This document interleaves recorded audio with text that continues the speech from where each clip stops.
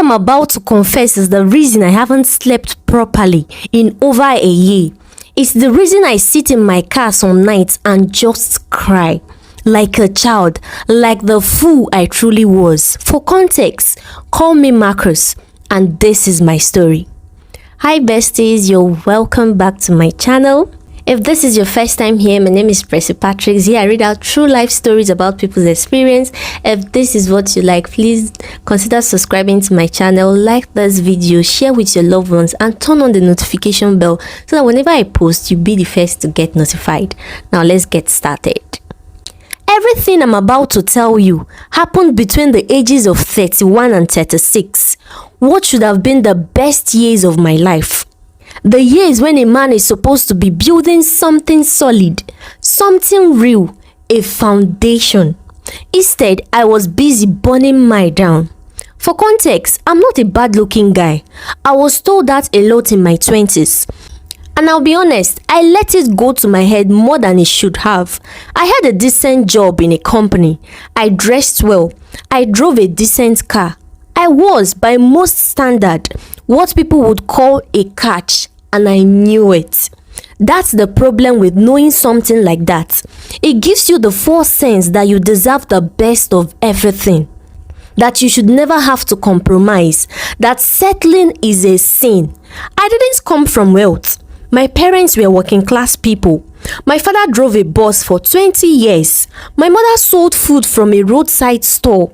They were simple people, loving people. But somewhere in my journey, I decided I was better than where I came from. I decided I deserved a life that looked a certain way. And that vanity, that shallow, hollow vanity, cost me everything. I met my wife, let's call her Daisy. When I was 27, she wasn't the flashiest woman in the room. She wasn't the one who turned every head when she walked in. But she was the one who, when she smiled at you, made you feel like the most important person alive. Adeze was warm in a way I didn't experience before. She was the kind of woman who remembered small things. The name of your childhood dog, the way you liked your tea, the fact that you mentioned things 3 weeks ago that your back had been hurting. She stored people in her heart like they were treasures. She would remember what you mentioned 3 weeks ago. She was also hardworking in a way that quietly humbled me.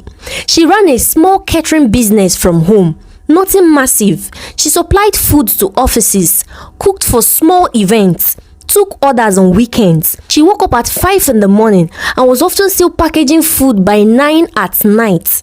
And she never complained, not once. We dated for 2 years before I proposed. Our wedding was small. We couldn't afford grand things. But I remember that day as genuinely one of the happiest of my life. She cried when she saw me at the altar. I cried too, though I'd never admit that to my friends. In our first year of marriage, I was content. I want to be honest about that. I was genuinely happy. We built something together, slowly, carefully.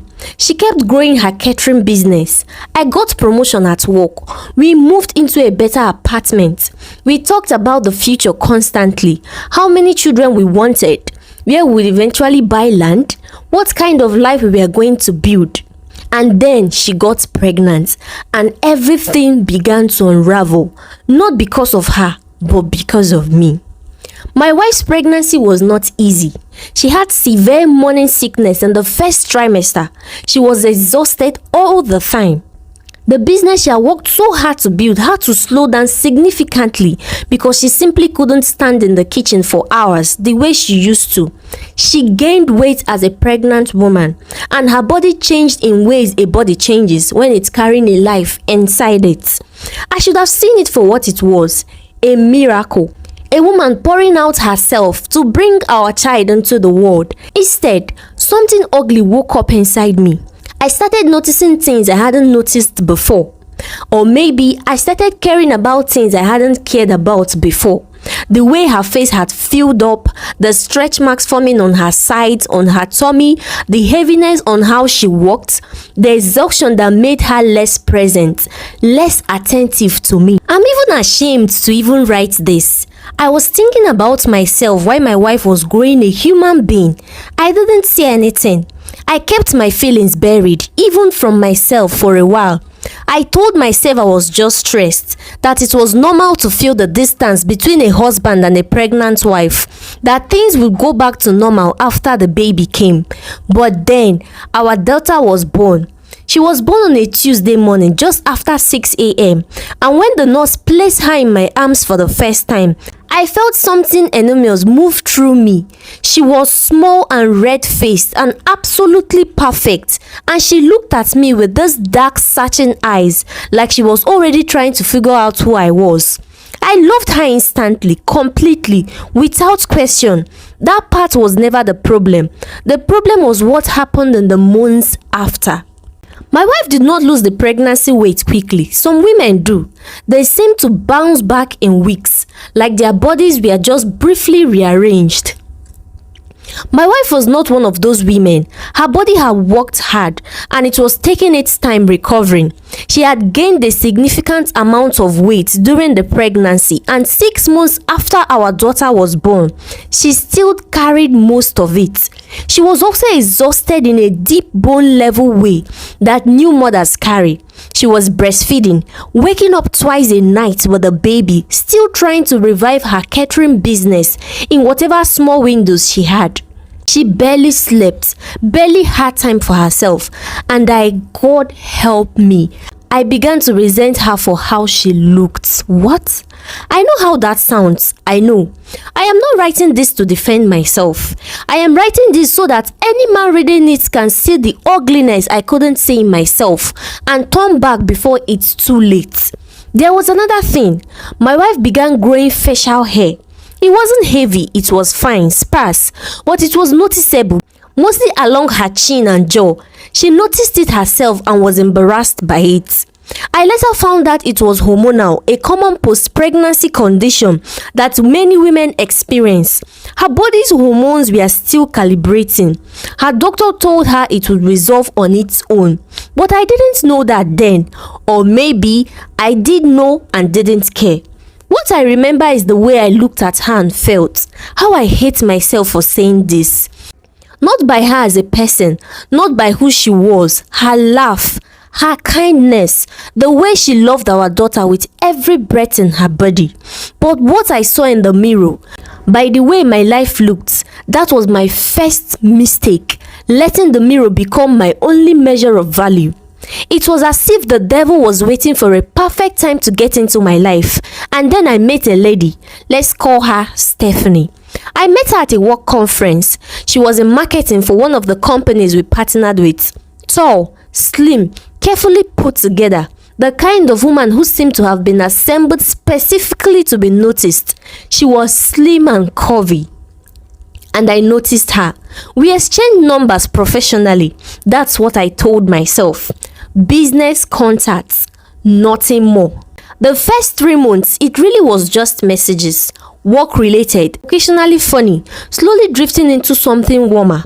I should have stopped it then. I should have looked at my daughter sleeping in her crib, looked at my wife cooking in the kitchen at midnight to fill an order because she was trying to help out with bills, looked at all that and deleted her number. But I didn't delete the number. Stephanie was everything in my shallow mind, and my wife was no longer worse. She was beautiful. She was free. She looked the way I thought a wife was supposed to look. She laughed easily, dressed beautifully, and most dangerously, she made me feel young and uncomplicated again. She knew I was married. I told her early. She didn't care, or she pretended not to. I understand now that she was calculating something, but back then, I mistook her ease for maturity. By the time my daughter was 1 year old, I was already deep in the affair. By the time she was 2 years old, I had already made my decision. I still don't know how to write this section without feeling physically sick. It was a Sunday. My little daughter was wearing a yellow dress with small white flowers on it. My wife had bought it for her the week before from a market store with money she had made from her catering order. She was so proud of that dress, she kept asking me, "Doesn't she look beautiful? Doesn't she?" And my daughter looked beautiful. And Adaeze, my wife, with a faint shadow of hair on her chin that she hadn't yet treated, was standing in our kitchen making jollof rice, still humming the way she always hummed. I sat her down that evening and told her I was leaving our marriage. I will never forget the silence that followed. It wasn't dramatic at first. She didn't scream or throw things. She just looked at me like she was waiting for me to say I was joking. When she saw in my eyes that I meant it, something in her face just closed like a door shutting very quietly. She asked me if there was someone else. I said yes. She nodded slowly, like a part of her had already known. She asked me if I was leaving our daughter too. I said I would still be in our daughter's life. The lies we tell ourselves in moments of cowardice. But I was moving out. I had already arranged to stay with a friend for a week before moving in with Stephanie. My wife didn't beg. That was the thing that haunted me later. She didn't cry loudly or fall apart in front of me. She just held our daughter on her hip and she looked at me with this expression I cannot describe. Not hatred, not even anger, just something like a deep, tired sorrow. And she said, "I hope it's worth it, Marcus." And then she walked into the bedroom and closed the door. I packed a bag that night and left. I left my wife, yes. I left my 2-year-old daughter and I went to Stephanie. That was my second mistake. But the truth is, by then, I had been making mistakes for a long time. Stephanie and I got married 8 months later. The wedding was everything my first wedding wasn't. Big, expensive. We had a proper venue. She wore a designer dress. My friends came and told me she was stunning. And I stood there feeling like I had finally gotten life right. I was such a big fool. The cracks appeared almost immediately. Stephanie didn't work. She had a plan about starting a business that never materialized beyond long lunches with friends and shopping trips. She was free with money in a way that made me quietly anxious. But I didn't say anything because I had chosen this and I was too proud to admit the choosing had been wrong. Within 6 months of marriage, I began to see things I had been too blinded to notice during our affair. Stephanie's beauty, which had seemed effortless and luminous when it was stolen in hotel rooms, looked different in the ordinariness of daily life. It was still there. She was still objectively attractive, but I began to realize it was the primary things, the main offering. Underneath it, there was this warmth I was used to. There wasn't the human in the kitchen, the remembered small details, the love that presented itself in a plate of food left warm for you, even though she had gone to bed. Stephanie forgot my birthday in our first year of marriage. She didn't forget it in the way a distracted person forgets. She had simply not put it in her mental space as something worth remembering. When I mentioned it, she laughed and said I was being too sensitive. I started to remember the way my ex-wife used to wake up early on my birthday and make me a breakfast that took 2 hours. Just because she knew the exact foods I loved. I should have seen it then. In the second year of our marriage, Stephanie had stopped pretending. I'm not sure what changed or if she had ever really pretended in the first place. But the woman who had seemed so charming and easy and warm during our affair had become someone I barely recognized. She spoke to me disrespectfully in front of people, at dinners, at gatherings. She would wave up my opinions mid-sentence. "Marcus, you don't know what you're talking about, just shut up," and then laugh it like it was a joke. My friends laughed too, uncomfortably. I would laugh as well, even though something inside me was burning. She was careless with the home. She didn't cook, which I understand. Not everyone does. But she also didn't contribute in any other way. She wasn't cleaning. She wasn't managing anything.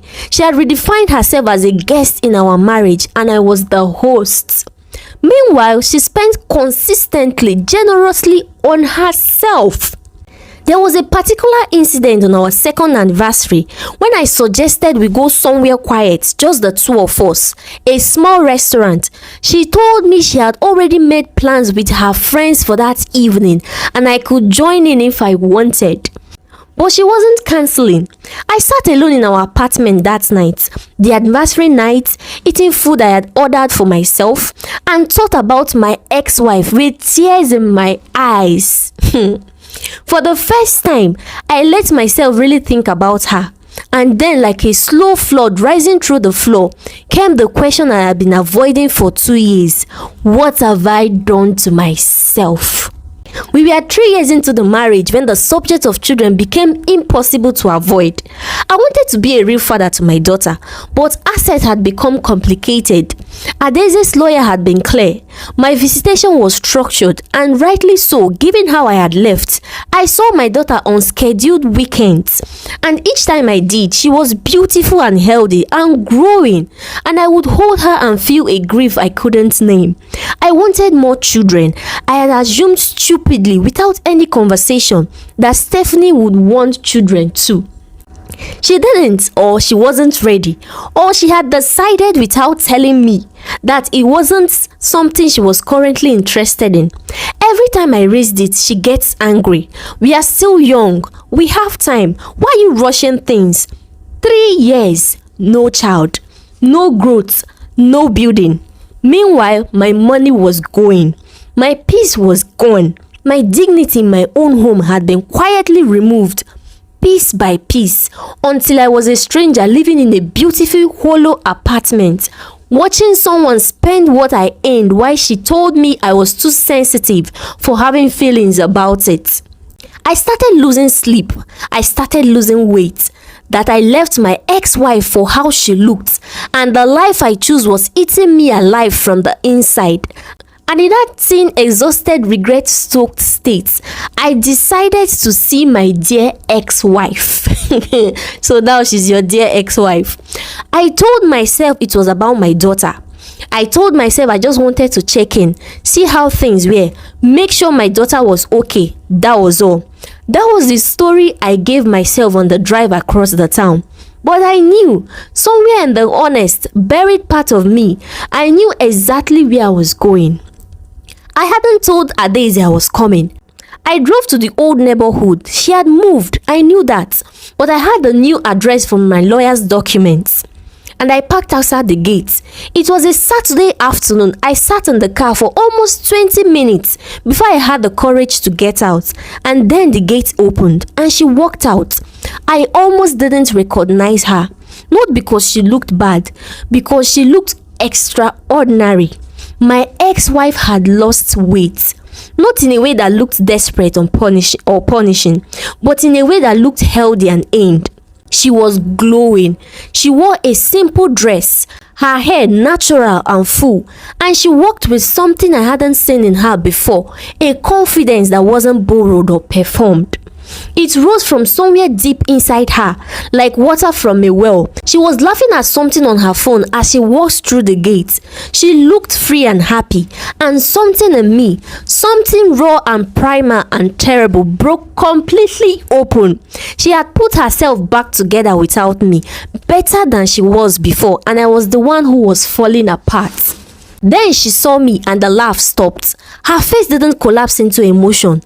It went still and careful, the way a person looks when they are deciding how much power to give something. Marcus, just my name. No warmth, just acknowledgement. I got out of the car. I'm sure I looked terrible, tired, thin. I looked like a struggling he-goat. I probably looked exactly the way I deserved to look. I asked if we could talk. She considered it for a long moment, then said yes, we could talk for a few minutes. She didn't invite me inside.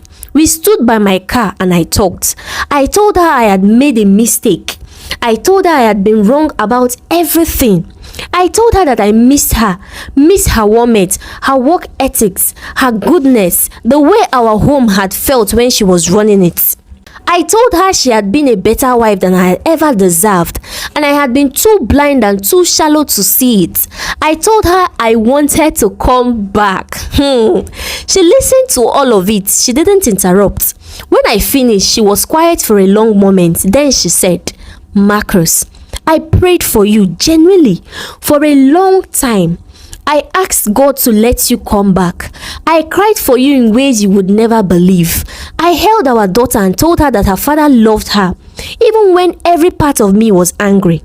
I protected your image for your child because I didn't think it was fair for her to carry your failures. She paused. But that woman, she's gone. I buried her. What you see in front of you now, I built this alone. With my own hands. While you were building a new life with another woman, I started to speak. She raised one hand. I have forgiven you, Marcus, completely, for my own sake. But forgiveness doesn't mean I owe you a second chance. My daughter is growing up. My business is growing. My life is good. And I worked very hard to get here. She looked at me directly without cruelty, but without any remorse, and she said, "Please don't come back here again, or I will sue you for stalking." And she walked back through the gates. My heart shattered. I should have listened. I should have driven home, accepted the answer I had been given, and found a way to live with the consequences of my choices. And what I felt standing by that car, watching that gate close, was a grief so acute and overwhelming that it physically hurt, like something tearing in my chest. I went home. I tried to sleep. I couldn't. I began driving past her neighborhood. Not stopping, just driving past, slowly, watching the lights in the window, watching my daughter play in the yard on weekend mornings, watching a life I had discarded. I told myself I was just staying connected to my daughter, that it was about her. It wasn't. It was about me, about my inability to accept what I had lost, about the way my ego had never been trained to sit with the result of its own destruction. After 2 or 3 weeks of this, my ex-wife noticed. Of course, she noticed. One morning I drove past and our eyes met. She was standing at the gate and I was moving slowly in my car. And the expression on her face wasn't fear, it was disappointment. A tired, bone-deep disappointment. The kind a person shows when they've realized they gave you more credit than you deserved. That was the moment I should have stopped, and I didn't. I was at work on a Wednesday afternoon when my phone rang. It was a number I didn't recognize. It was a police officer. My ex-wife had filed a report. She had documented the dates and times of my slow drives past her home. She had footage from a neighbor's camera. She had screenshots of messages I had sent through a mutual contact. Messages she had not responded to but had saved carefully. The officer was professional. Calm. He wasn't aggressive. He simply explained to me in plain terms that what I was doing was being considered harassment, that my ex-wife had a legal right to peace and safety, that if I continued driving past, attempting contact through third parties, appearing anywhere near her home or place of business, I would formally be charged. He asked me to confirm if I understood, and I said yes. I sat at my desk after I hung up and I couldn't move for a very long time. Because in that moment, I saw myself clearly, perhaps for the first time since all of this began. I had left a good woman because of how she looked. I had chased a shallow dream and called it upgrading. I had spent 3 years being disrespected and used in a hollow marriage. I had gone crawling back and been rightfully turned away. And now I was being warned by a police to stay away from the family I had abandoned. I, Marcus, the man who knew what he wanted, the man who didn't settle, the man who upgraded, was sitting in an office chair being told by law enforcement to leave my ex-wife alone, and I deserved every single word of it. I drove home from work that evening and I didn't go inside. I sat in the parking area of our apartment building and I cried. I cried like a child. Not the quiet, dignified kind of crying that looks acceptable in movies, the other kind. The kind that comes from somewhere you didn't know existed. The ugly, gasping kind that shakes your whole body. The kind that a man cries when there are no witnesses and no image left to protect. I cried for my daughter, for the years of ordinary daily life with her that I had traded away, for the mornings I would never have, for the school events, the small conversations over dinner, for the way she would grow up with a father who was present only on scheduled weekends. Always slightly outside the window of her real life, I cried for my ex-wife, for what I had done to her, for the way I had looked at a woman who was loving and working and growing a life inside her body and decided she wasn't enough, for the years she had spent rebuilding herself alone while carrying a child and swallowing a grief I had caused. I cried for myself, not with self-pity, but with something more painful than self-pity. With clarity, with a specific unforgiving kind of pain that comes when you finally understand the full size of what you've lost, and you understand equally that you have no one to blame but yourself. Stephanie appeared at the window of the car and knocked. She asked what was wrong. I looked at her, this beautiful, careless, empty person I had chosen, and I felt nothing. Not anger, not love, not even resentment. Just nothing. I had gone looking for beauty and found a hollow house. I had left behind a home. I am thinking of divorcing her, but I am still married to Stephanie. I know, that might surprise you, but I am. We live in the same apartment. We sleep in the same bed. We go through the motions.